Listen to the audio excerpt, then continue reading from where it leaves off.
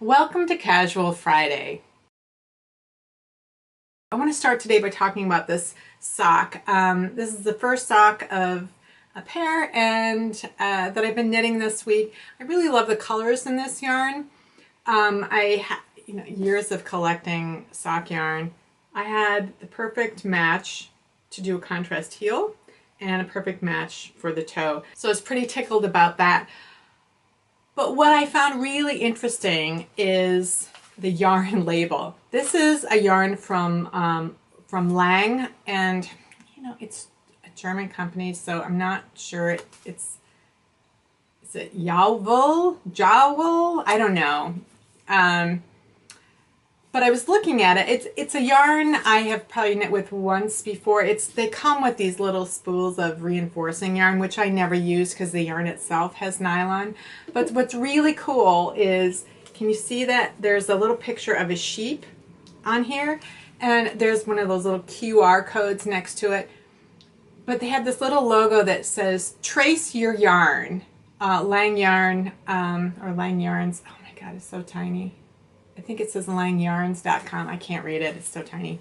So I did the QR reader from my phone, and it brought me to their website.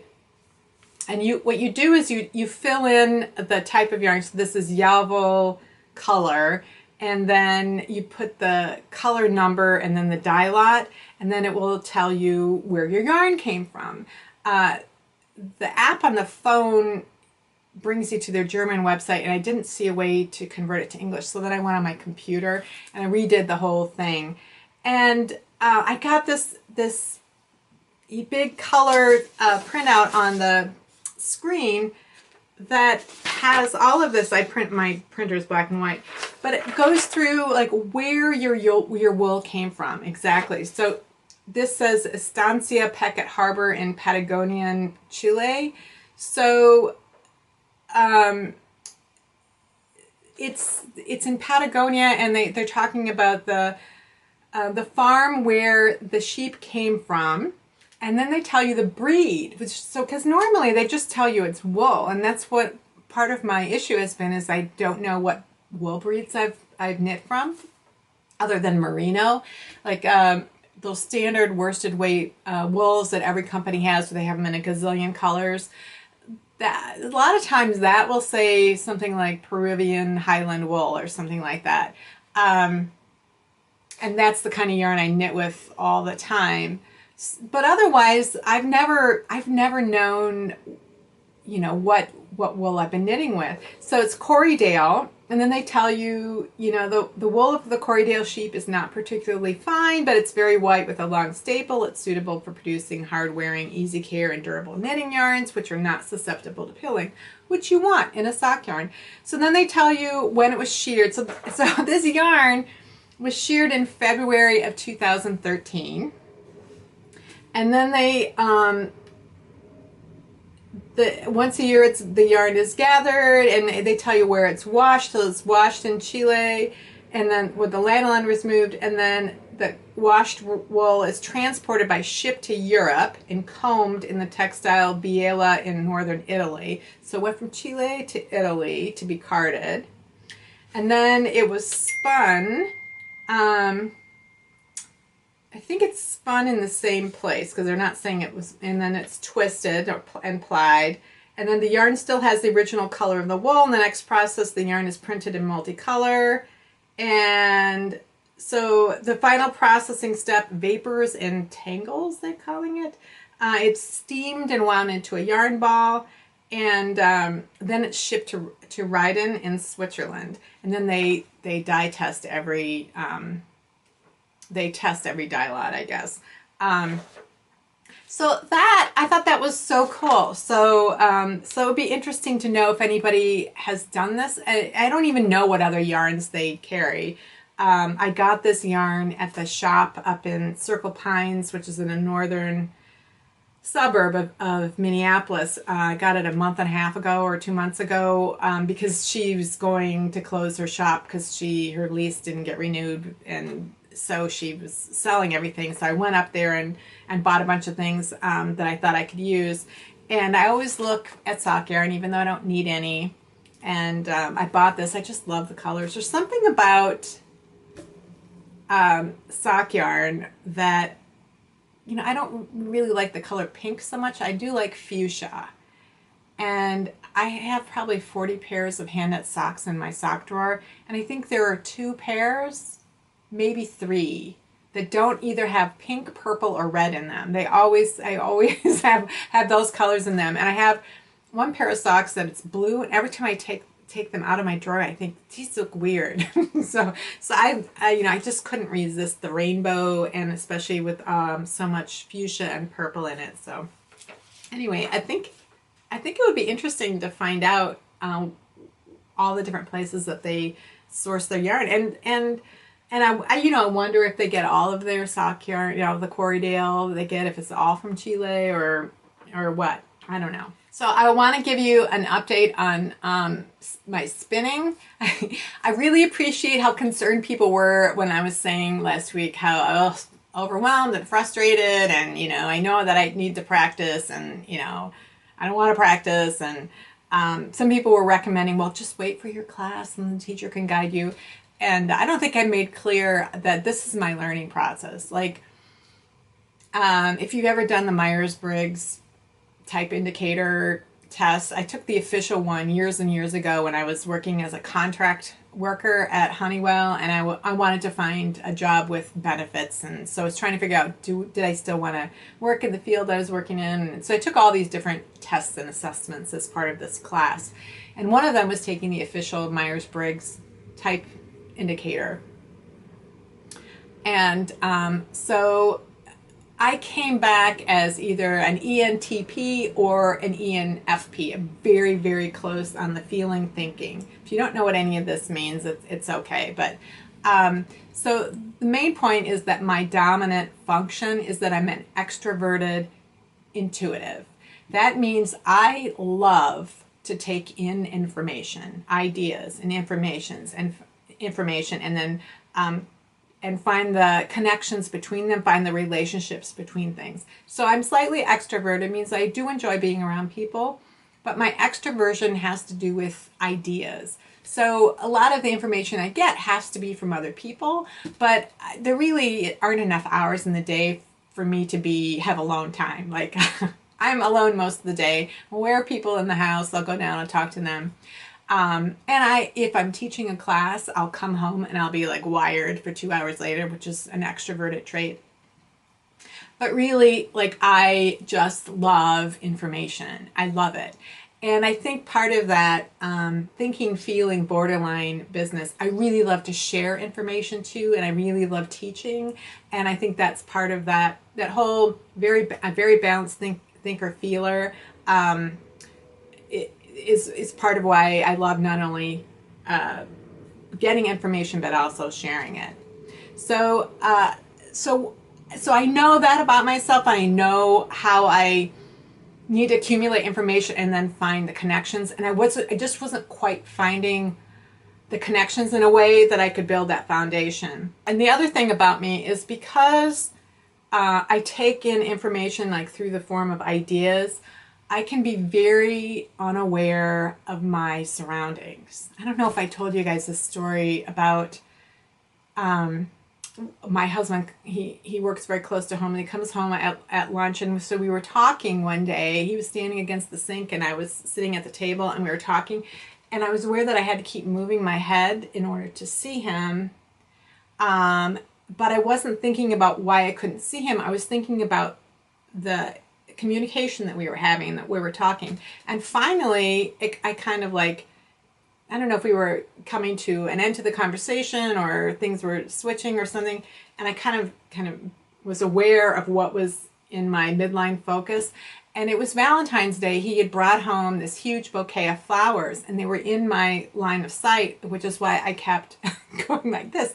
I just hadn't noticed because I was so focused on the communication. So I'm like that. When I'm very focused, I come into a new environment, I'll get a feeling from the environment. Oh, this place is fancy, this place is bright, this place is dark, this place feels shabby, this place feels scary, this place, you know, whatever. I'll get a feeling from the place, and I I can sit on a couch for 3 hours and won't be able to tell you what color it was, but I could tell you how it felt. So I'm sort of filtering the world through how I'm feeling, and I'm not so aware about what's actually there. And part of that is just that focus on ideas. And I spend a lot of time inside my head where there's another movie going on, there's another soundtrack going on. And so if I'm focused on it, everything else goes away. So I don't hear if I'm reading or if I'm really focused on something, my hearing just shuts off. So my concern was, first of all, that I'd be able to continue building my connections with the information that the teacher was providing in an auditory fashion. Plus, I have to process auditory information visually. I have to build a picture of it as I hear it. And my hearing shuts off if I'm really focused. So my concern was that because spinning is a hands-on activity, that I would get very focused on what I was trying to do and wouldn't hear her. And also that when I was hearing her, I wouldn't be able to connect what she was saying to information I already knew. So I know myself, and I knew that was my learning process. Like, I have a process for everything. About writing process, I have a learning process. I have, all kinds of processes. And I don't always like my process. But I'm used to it. Like when I was in writers groups, everybody talked about what the process was, and nobody liked the writing process. What they really wanted to do was sit down and just type out something that didn't ever have to be revised. But we all have to revise in some way. And, and I have a process for making videos. I have a process for writing articles. I have a process, all these different processes. And I'm used to them, and I know even when I get frustrated, I know that it will pass. And that's the nice thing about being as old as I am, having repeated these experiences, knowing it's going to work out eventually, and I will get there. But what happened was that either that night or the next night, I sat down, I was doing some spinning again, and all of a sudden it was just easy. Like I was like drafting and I was like, this can't be right. This is not how it felt. Like it was just so easy. And I thought, well, it's probably not strong. Like it's probably going to fall. No, it was just, I had somehow, things had clicked physically for me that I could do it. And then the other thing that happened was I just had repeatedly gone back over information over and over again about spinning. And I finally clicked things together. So, one of the things I was interested in when a friend of mine gave me some wool from the Natick, I think he said it was Natick, this wool that he gave to me a few months ago that his wife had and didn't know what to do with because it's kind of rough. And I was looking up the information on that, and it said it had been spun at Bartlett Yarns. So I looked Bartlett Yarns up, and they have, the only spinning mule left in the United States. And I'm watching this machine, and they're saying it's just like how hand spinners spin. And I couldn't make sense of what I was watching at all. And it's part of that is because I didn't know enough about how hand spinners work. And I was only looking at that one video. I couldn't fill in any gaps with what they weren't showing us in the video. So this weekend I went and looked at on YouTube, wool mill. And I started watching one video after another, and I got some really great videos where things just started to click in with me. There was one really good one. It was from a British television program. There's some woman who's some kind of social history or social historian, and she'll dress up in Victorian times, and she'll go to some place where they're doing some kind of Victorian thing or Edwardian or whatever. And this particular clip, she was going to this really old wool mill that's been running for who knows how many years. They still have all this machinery, and they were showing the process of the wool going through the machineries and what it was doing at each step, and then they were showing the plying of the wool. And she pulled one of them out. She goes, well, if I take the tension out, and she pulled one of the plies and how it would twist on itself. And then she was putting it back together, and it was twisting around. Then the three plies were twisting around each other, and that was when I went, oh, that's how the plying works. Because I was so afraid that when I was spinning my singles, and they would twist on them. Am I overspinning? So then I would think, oh, that's too much twist. And I finally understood, you know, made that connection about how that plies have energy, and when you line them up together, then they twist around each other in that opposite direction.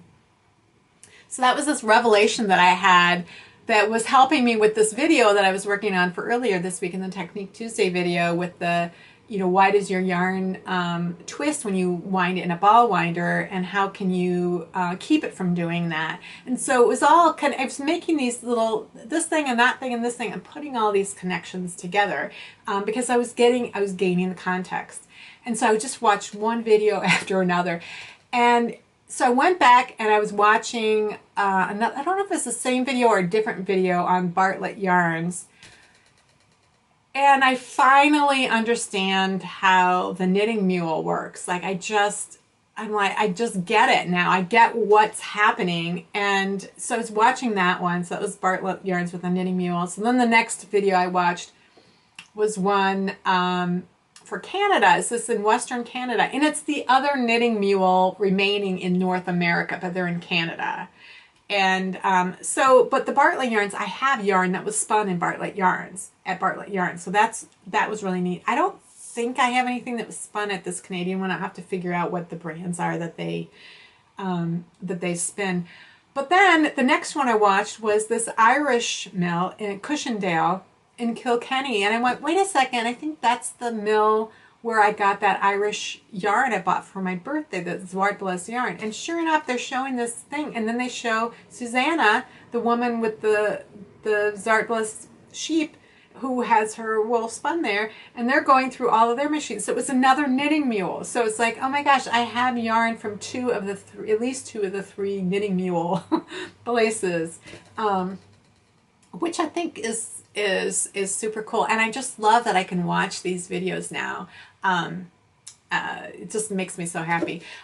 And the other thing I didn't mention last week was that when I was getting so confused, I realized I can't watch, like, to learn spinning, like to learn the spindle, this YouTube video, that YouTube video, whatever, because when I ran into trouble, the person who had showed me the first thing wasn't the person that was going to solve the problem that I was trying to solve. And I'm like, well, this would be where a class would be really good. I wonder if Craftsy has anything. And I don't use Craftsy very often. Certainly not for knitting classes. I just don't feel I need it. And so I went onto the website to see if they had any spinning, and I think there was a little pop-up that said, try Craftsy Unlimited 7-day free trial. And I'm like, I wonder what that is. And I'm like, well, this is so much better.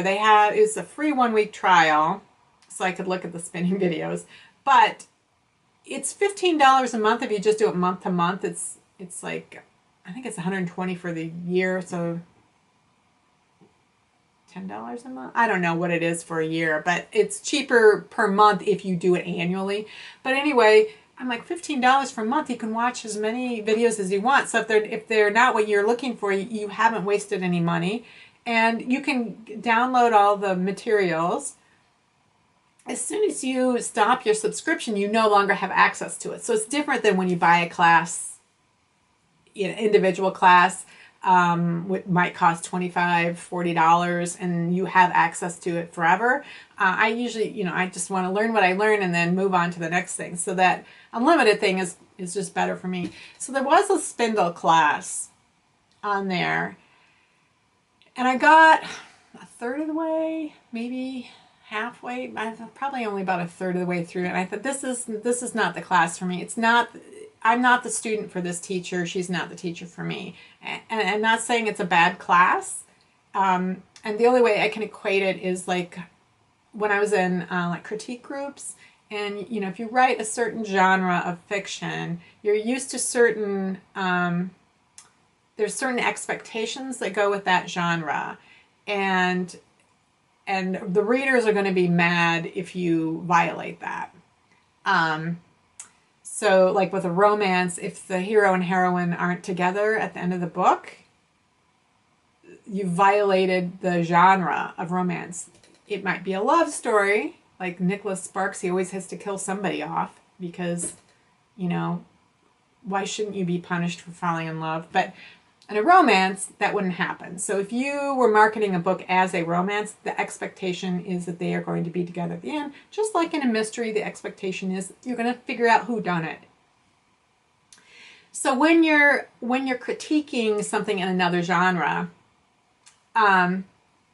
sometimes you can say, I'm not your reader. Here's my feedback, but I'm not your reader, so take it with a grain of salt. So again, it doesn't mean that whatever the person has written is bad. It just means I'm not the person that you're writing for. So that's how I felt about this class. It's like, I'm not her student. She's not my teacher. So I thought, well, and it was the only spindle class that I saw. So I looked to see what other spinning classes there might be that might be helpful to me without requiring me to actually have a wheel and try doing anything, because I signed up for that class. There's a class by Amy King. I can't recommend this enough because she is the teacher for me. I think there's at least 2 to 2.5 hours worth of information that she front loads before she even starts spinning. So I was able to go through like 2.5 hours of information. And then she started getting to the spinning and then troubleshooting. I'm like, well, I'll wait for that, because there's no point in me watching this because I haven't been spinning with a wheel yet. But she'll talk. She went through the spinning wheel with all the parts and explained what each part did. And then she went to a different spinning wheel and said, here are all the same parts in this one. This is just, structured, vertically instead of horizontally. And this one has what's called Irish tension, and this is what's different about that one. Like she just explained it in a way, and I think I'd had enough information that this is what made me go, oh, click, click, click, click, I get this. And then she had one that was like double drive or something like that. So she went through all of those, compared all of them, and then she was going through all the different kinds of prepared wools, because that was something I was very confused about, is like Rolegs and roving and carded and combed, and I was just unclear about all of that.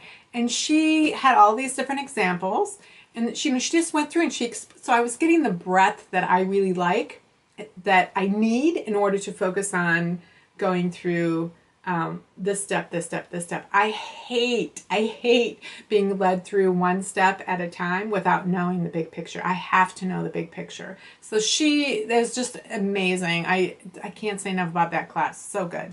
So I feel really good right now about being ready for this spinning class, and really being able to learn to spin and not have to be overwhelmed by learning all the parts and learning all these other terms. I can focus on actually learning to spin. So that's really exciting. My first class will be next Wednesday. So I'm really excited. So the spinning class is through the Weavers Guild. I joined the Weavers Guild, and I got get a discount on the class, but I can see that I'm going to want to take a number of classes. There's like a advanced beginners class that starts at the end of July. I'll probably sign up for that. There is a free class that was offered this past weekend by the Weavers Guild, and it's for new members and for existing members who maybe just don't know all the things that the Weavers Guild has to offer. And so I went to that, and true to my, I'm focused and I'm not aware, when I showed up at the textile center, I'm like, sign for Weavers Guild this way. I go into this room that's clearly some kind of shop. I was not paying any attention to. I was looking for a person who could then tell me where I was supposed to go. So she pointed me off to the room where the class was. I walk into this room, and it's the spinning studio. So it's a reasonable sized room, and on all of the walls, well, there's windows on one wall, but then the other walls all have either shelves or cabinets or drawers. There's a big display on one wall of all these different tools from all around the world with little ladles so you can see what they're for. Really interesting to me, because that's what I was there for, was this, the spinning stuff. And then they had these shelves that were loaded up with spinning wheels. And I was so excited to see, because I didn't know, I knew that they had spinning wheels available in their studio and that they would have some that would be available to rent. So if when you're taking a class, you can arrange to rent one. But I just did not know what to expect. They have 28 spinning wheels, 16 different models of spinning wheels. They have several different, what they call e-spinners, so they have a motor you don't have to treadle. So it's like the difference between a treadle powered sewing machine and an electric sewing machine. So all all you have to worry about is the drafting. You don't have to worry about the other stuff. They have drum carters, they have combers, and they have all the hand tools for doing different things. Those you can't check out, but they have a whole list of the ones that you can check out.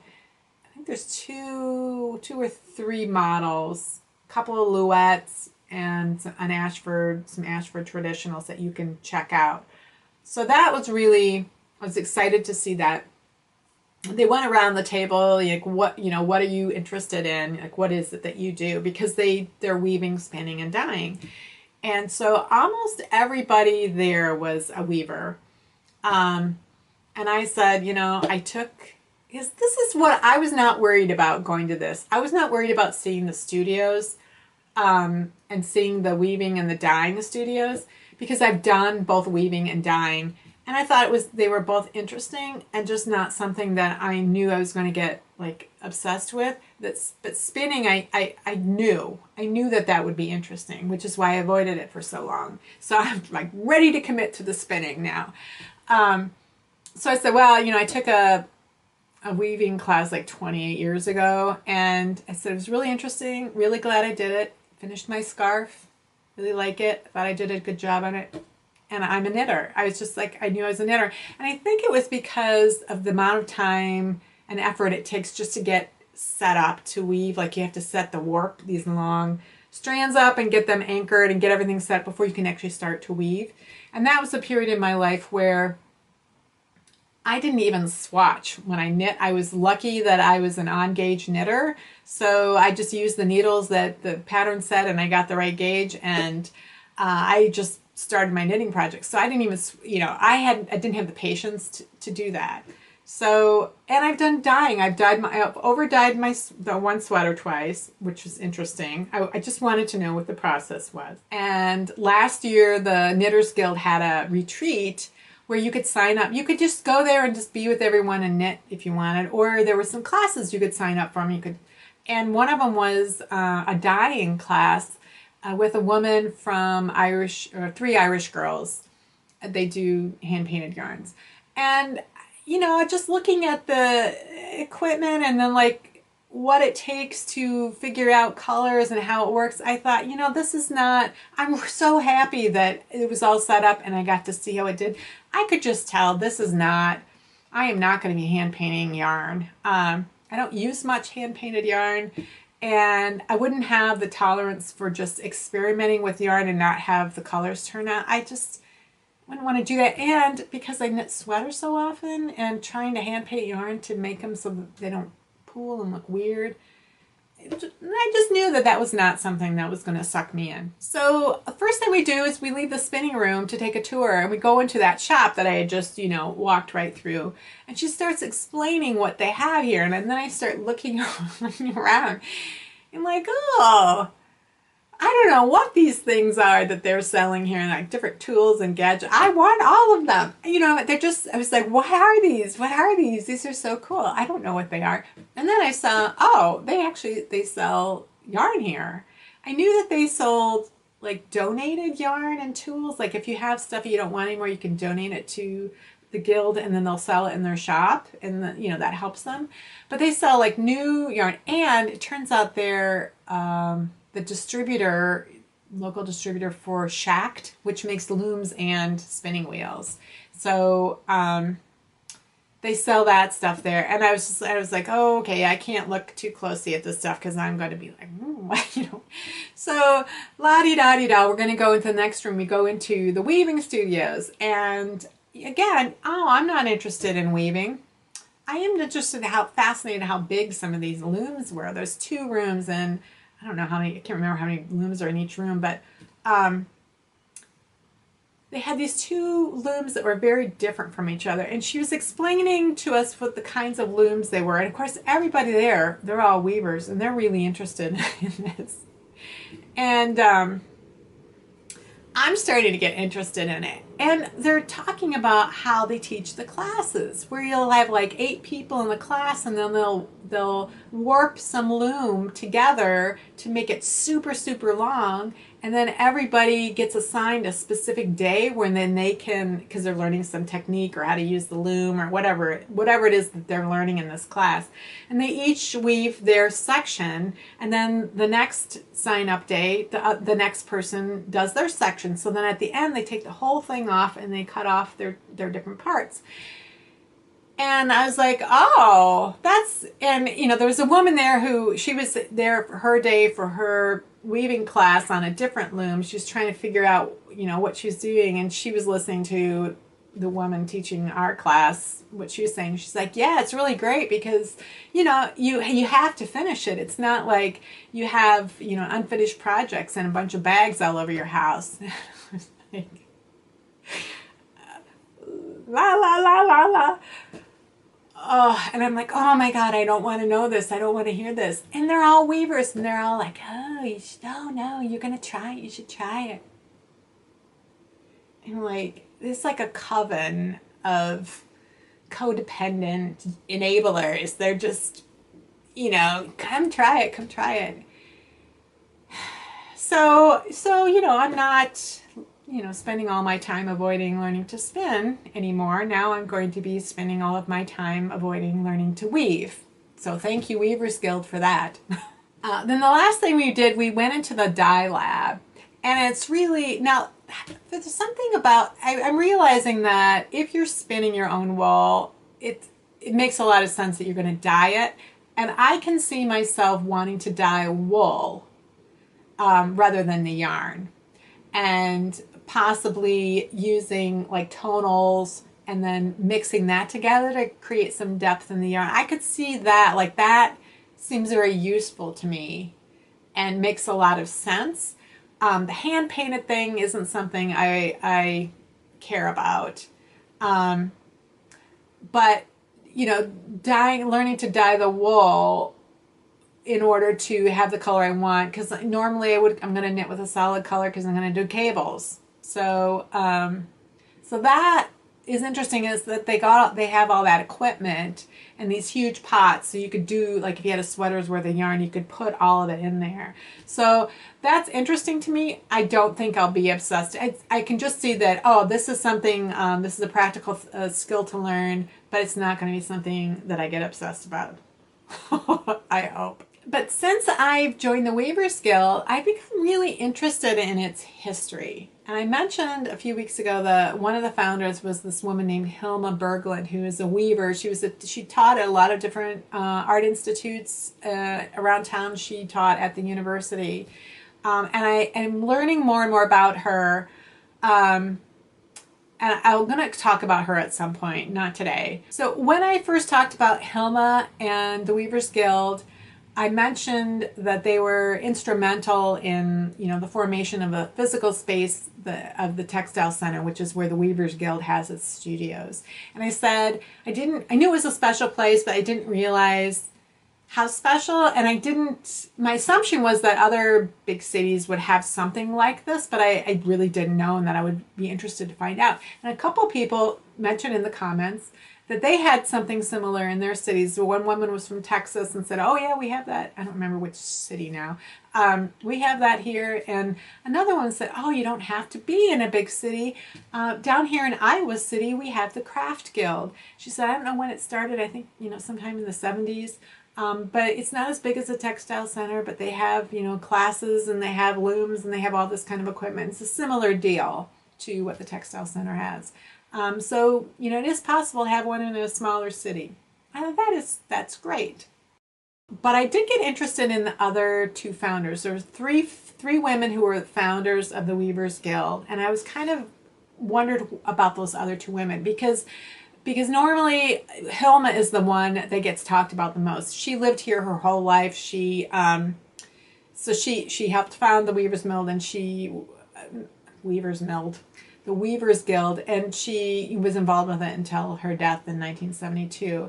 So I just wanted to know who these other two women were. There were 26 charter members of the Weavers Guild, but there were 3 founders. So the other 2 women were, one was Esther Downs, and then the third woman was Mrs. George Glockler. Now, this was 1940, and even up into the 1970s, women were often identified as Mrs. Husband's name. I can remember finding this out when I was a kid and finding it really annoying and irritating. Like, it didn't make sense to me. Like, you'll have a list of all of the parents who are going to help out at something at school, and they would be Mrs. Husband's name. And I would be I got so mad about it.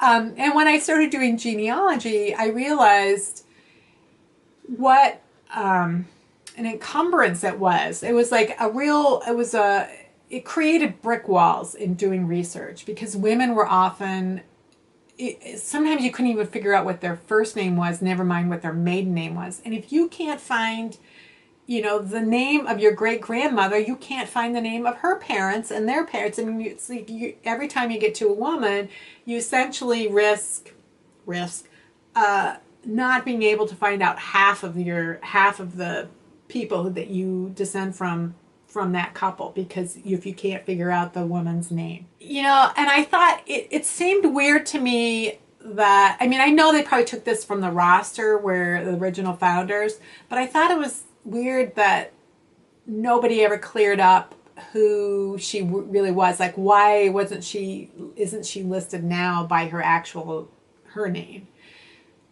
So I did some little genealogy on Esther and Mrs. George Glockler to figure out who they were, what happened to them, and what their impact on, like, the Weavers Guild was. Like, who were these women? So the Weavers Guild was founded in the spring of 1940. The federal census is taken every 10 years, in years ending with 0. And it's taken in the spring, usually April. There are some exceptions, but it's usually April. So that meant that the census was enumerated a month after the Weavers Guild was founded. So I thought there's a very good chance that I can find these women on the census living here in the Twin Cities. So I'm going to tell you about each of these 2 women. The 1940 census was different than previous censuses in a couple of ways. One is that rather than asking people if they could read and write, it asked what the highest level of education was that they had achieved.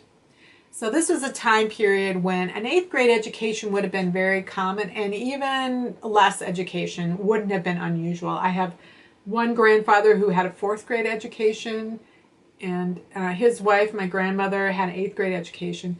My other grandparents were more educated. Grandpa had a high school education, and Grandma actually went to graduate school for a number of years. But so 8th grade would not be uncommon. So if we look at Hilma, and the other thing in a census is they list first in a household, they list the head of the household, and then they list every other person under there and their relationship to that head of household. So typically, if there's a couple, the man is the head of the household, and then the woman is wife, and then the children are listed. And sometimes there's other relatives listed, or people are boarding in the house, or mothers-in-law are in there, or whatever. So if we look at Hilma, she is the head of household, and she was single, she never married. And living with her is her brother Emil, and then they have a servant. So if you look at her educational level, the servant was like 7th grade, her brother had high school education, and Hilma says C5. That means that she has at least has some graduate school, if not a graduate level degree. She has more than just a bachelor's degree, is what that means. So C5 for Hilma. Okay, so let's look at the other 2 women. So we have Esther Downs, and we find her, and she's living with her husband, Linwood Downs.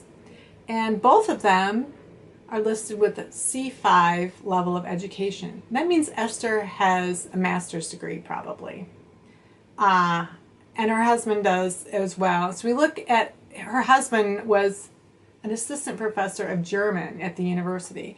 So that's one connection between Hilma and Esther, is that they were both associated with the university. It was very common at that time for there to be faculty clubs, but also faculty women's clubs. And that's often thought of as the faculty wives, but there were women on the faculty and women who worked at the university. So often it was a club for any woman associated with the university in some way. And it was a way for families that professors moved from, if they didn't have tenure, they moved from college to college. And it was a way to kind of get involved in the university social, seemed to have sort of friends and social connections. It was easier to do that way. So I started looking at Esther. I looked up their marriage record to see when they got married and what her maiden name was. Her maiden name was Strand. So I found her, they got married in July of 1920. Well, so I looked at the 1920 census for Esther Strand. She was the oldest of, 4 kids or something. She was living with her widowed father. She was an instructor of German. Well, she was an instructor. It didn't say of German. She was an instructor at the university. She had graduated a year before from the University of Minnesota with a degree in German. So in 1920, she was an instructor at the university, and she married a man who's a professor of German. So that, that's probably how they met. And at some point, she got a master's degree. I haven't found in the paper, I haven't found it anywhere. I have a suspicion of what she got her master's degree in, which I'll get to in a little bit. So that was Esther. So the next person to look up was George Glockler. I couldn't, so I knew when I found him, then I'd find his wife, I'd find out what her first name was. So I found George Glockler. He was born in Germany, but he was a professor of chemistry at the university.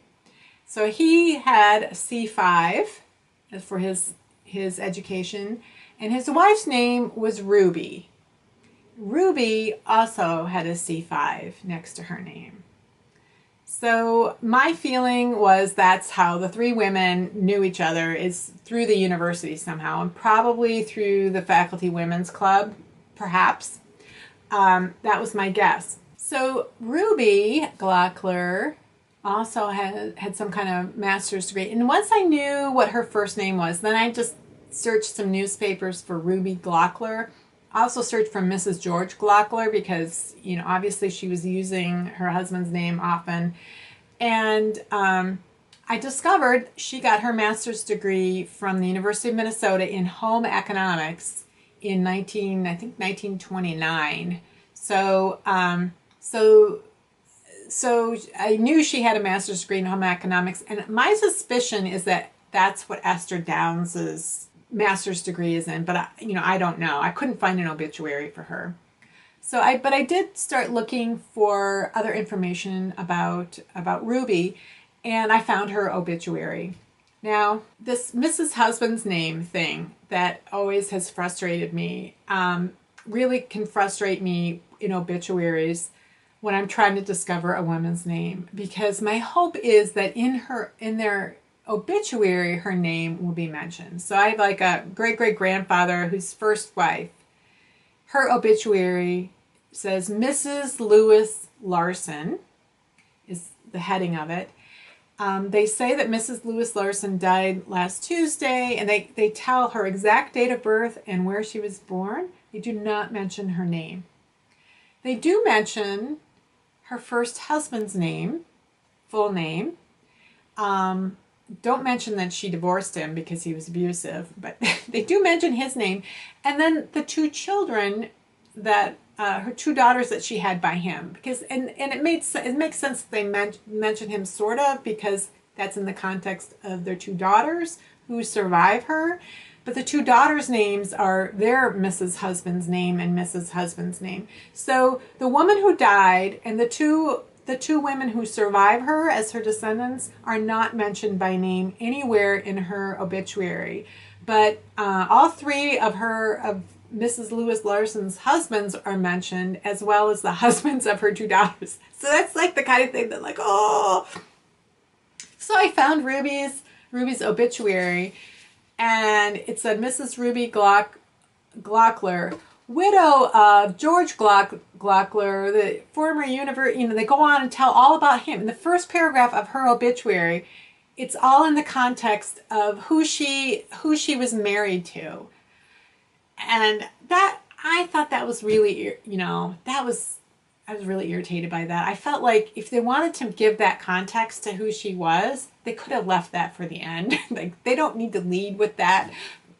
But anyway, but in there, they start listing all of the organizations that she was instrumental. She was president of this, and she was in this, and then in that, and this other thing. She founded the Craft Guild down in Iowa City. So I was like, oh.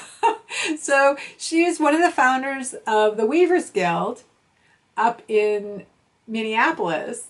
And then when she moved to Iowa City, she became one of the founders of the Craft Guild there, which is why they have something that's similar to what we have up here. So I started looking into that. Well, what happened was they founded the Weavers Guild here in like March of 1940.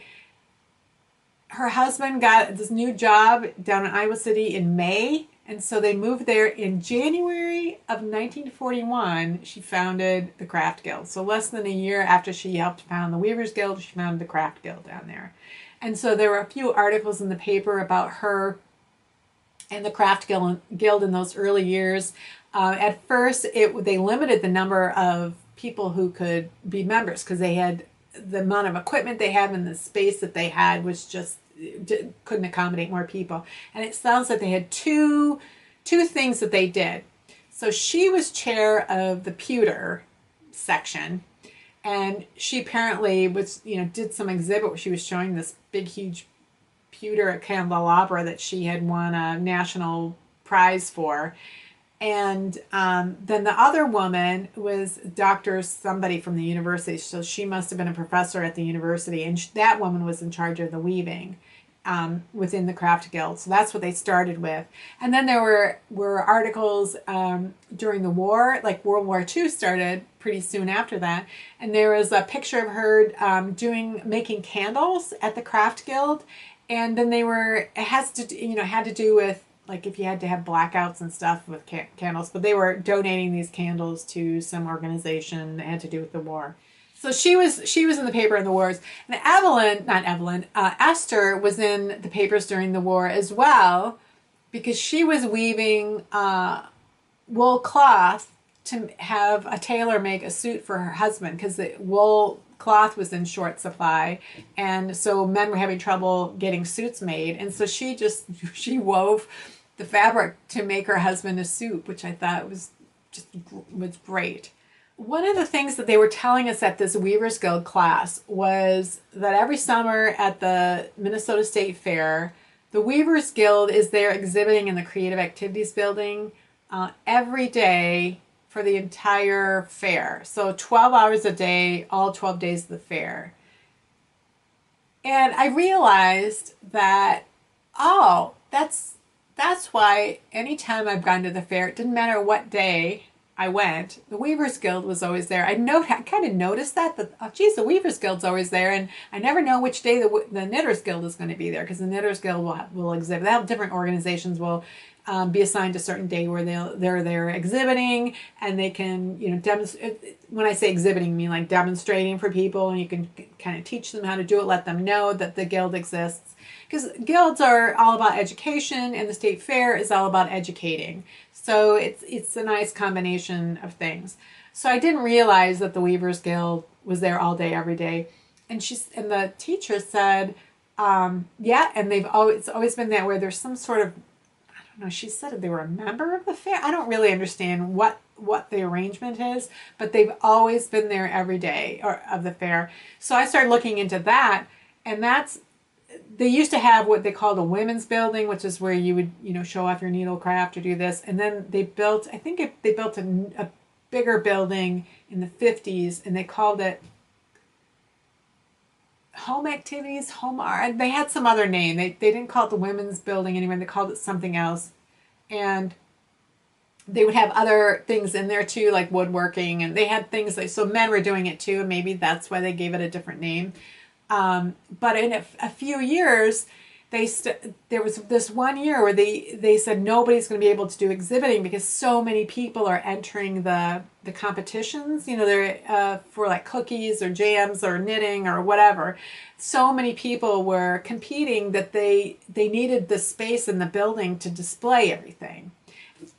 And so nobody was going to be able to exhibit except for the Weavers Guild. And then there was going to be maybe one other group. But I thought it was a really interesting marriage of the Weavers Guild with the State Fair. I really like to know more about the history of that as well, and whether Helma had something to do with that, and if it's the university connect. I just don't know. I want to know more. What I did find about, in those early year articles, when they were first getting the Craft Guild started down in Iowa City, there was an article where Ruby was going to be giving some talk about something. I don't know if it was going to be about pewter or what it was going to be about. But they mentioned that she had been the chair of the crafts section of the University Women's or the Faculty Women's Club up at University of Minnesota. So that just confirms to me that that's, her connection with Helma, being head of the crafts section at the faculty club, and Helma being a weaving teacher there and wanting to get this started. It just is she hooked up with women who were organizers and who were, chair people of different organizations and very involved in that way. So I finally getting all the pieces put together in my head. And sometime very soon, I'm going to tell you more about Helma, because she is a fascinating woman. And the more research I do, not just on her, but on what was going on in the world during her lifetime, and the things that would affect what she chose to do, what she chose to learn, what she chose to teach, what she chose to organize. It's all within that context of the years in which she was living here in the Twin Cities. And me, I'm all about the context and the connections. So I think I don't know how long it's going to be before I'll talk about her, because I'm still learning stuff, and I have some books I'm going to check out from the Textile Center that I think will be helpful. Not about her, but about things that were going on in her lifetime. So that's it for today.